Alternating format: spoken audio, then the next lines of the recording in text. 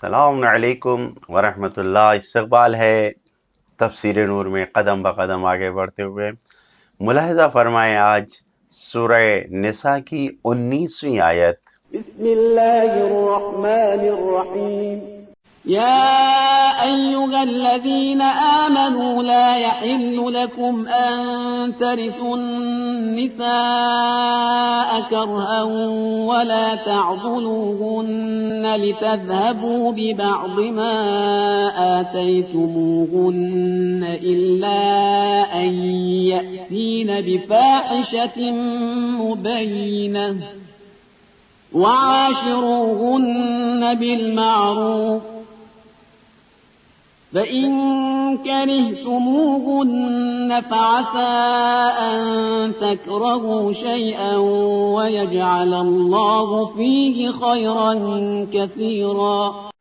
اے ایمان والو، تمہارے لیے جائز نہیں ہے کہ جبراً عورتوں کے وارث بن جاؤ، اور خبردار انہیں منع بھی نہ کرو کہ واضح طور پر جو کچھ منع بھی نہ کرو کہ جو کچھ ان کو دے دیا ہے اس کا کچھ حصہ لے لو، مگر یہ کہ واضح طور پر بدکاری کریں، ان کے ساتھ نیک برتاؤ کرو۔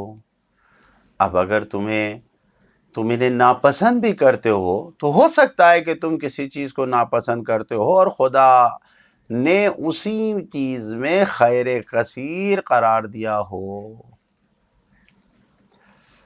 بہترین نقطہ یہاں پر جو قابل ذکر ہے، جاہلیت کے زمانے میں چند ظالمانہ طریقے رائج تھے۔ نمبر 1، سوتیلی اولاد باپ کی منکوحہ کے سر پر کپڑا ڈال کر اسے میراث بنا لیتی تھی۔ نمبر 2، سوتیلی ماں کے سارے ترکے پر قبضہ کر لیا جاتا تھا اور اسے اس کے شوہر کے ترکے سے بھی محروم کر دیا جاتا تھا۔ نمبر 3، اسے عقد ثانی بھی نہ کرنے دیتے تھے کہ اس طرح اپنا مال بھی لے کر چلی جائے گی۔ چوتھا قانون، عقد ثانی کی اجازت بھی اس شرط پر دی جاتی تھی کہ ترکے کا مال چھوڑ دے اور پھر چلی جائے۔ پانچواں قانون، عورتوں پر اس غرض سے سختی کرتے تھے کہ وہ اپنی جان چھڑانے کے لیے کل مہر کی رقم یا کچھ مہر وغیرہ واپس کر دیں۔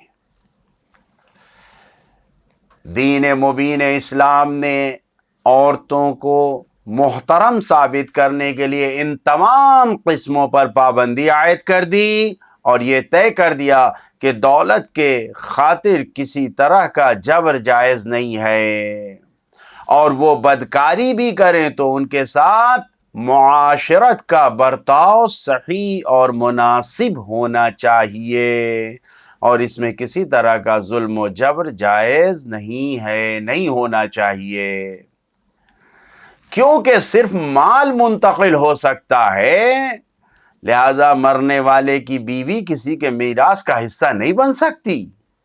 وہ خود شوہر کے مرنے کے بعد عقد ثانی کر سکتی ہے، لہذا ممکن ہے اس آیت میں انہی باتوں کی طرف اشارہ کیا گیا ہو۔ جو پیغامات ہیں، پہلا پیغام یہی ہے، اسلام عورتوں کے حقوق کا دفاع کرنے والا ہے۔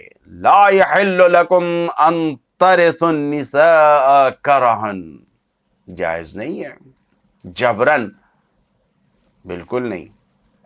دوسرا پیغام، زبردستی کر کے جبراً مہر کا واپس لینا حرام ہے۔ لا تعضلوہن، اور اس کے بعد یہی کہ تم لے لو ان سے، نہیں، حرام ہے۔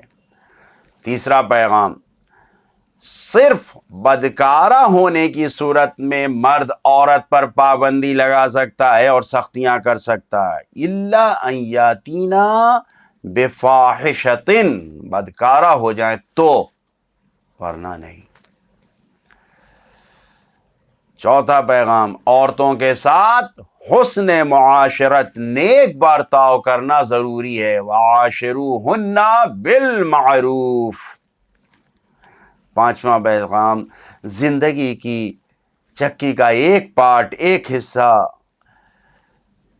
مرد ہے، لہذا نیک برتاؤ کرنا، اچھی رفتار رکھنا، بہترین صبر کا مظاہرہ کرنا چاہیے، کیونکہ یہ آیت مردوں سے خطاب کر رہی ہے. لا تعضلوہن عاشروہن، سب مردوں سے خطاب ہے.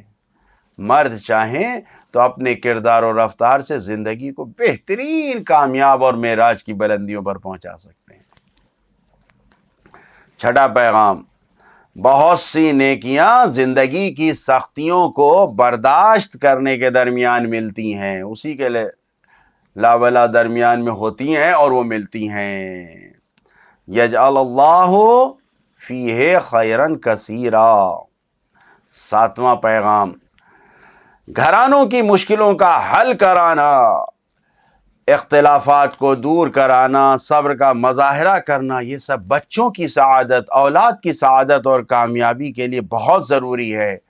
آپس میں لڑائیاں کرنا، جدائیاں ڈالنا، طلاق لے لینا، یہ سب بہتر نہیں ہے. ان سب سے بہتر حلم اور صبر کا مظاہرہ کرنا اور صبر کر کے مسائل کو سلجھانا اور سمجھنا ضروری ہے، کیونکہ خدا کہہ رہا ہے فیہ خیرن کثیرا.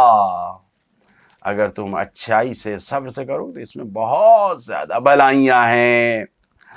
آٹھواں پیغام، ہمیشہ خیر و شر کا لفظ جو آیا ہے، یعنی اچھائیاں اور برائیاں ہماری چاہتوں اور ہماری دل کے مطابق، ہماری خواہش کے مطابق نہیں ہوتی ہے.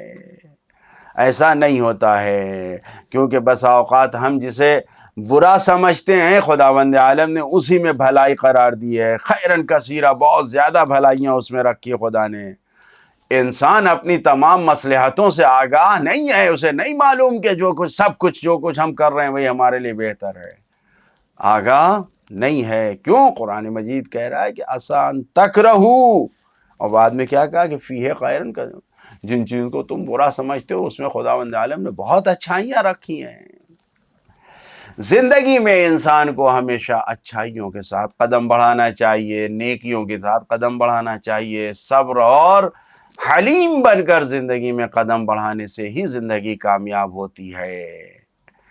اور اگر انسان ان چیزوں سے دور ہو جائے تو زندگی برباد ہو جاتی ہے. خدا سے دعا کرتے ہیں خدایا ہمیں صبر کرنے والے، نیکی کرنے والوں میں قرار دے. والسلام علیکم ورحمۃ اللہ وبرکاتہ.